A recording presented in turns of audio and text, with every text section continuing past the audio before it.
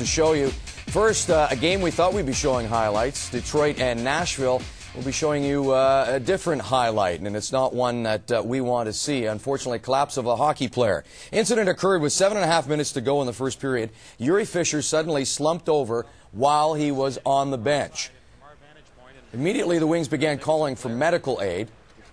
The fans and the players looked on in obvious grave concern as medical staff administered CPR and a defibrillator was brought onto the scene.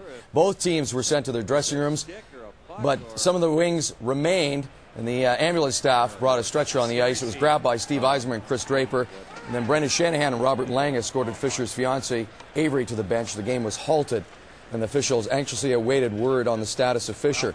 The Wings announced that Fischer was listed in stable condition in hospital. Mike Babcock described what happened during those frightening moments.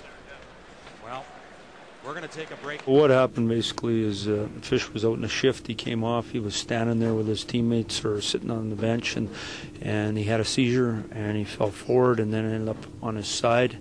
And right away, as soon as we got aware of what was going on, we got it stopped, and we had medical help right away. They started doing CPR on him, and his heart had stopped and there was no pulse, but they hooked up the auto defibrillator, is what it's called, and they shocked him, and you know, the heartbeat that leads to death, they got that stopped and going, and they continued with the CPR, and our medical staff obviously did a phenomenal job. You see the guy laying there and the doctors working and doing what they're doing, you're obviously concerned.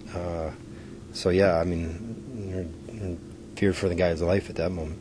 We've never gone through something like this, so it was shocking and scary. But like Steve said, and I said, you know, thank goodness that our doctors were nearby and sit right by our bench and were on the scene right away.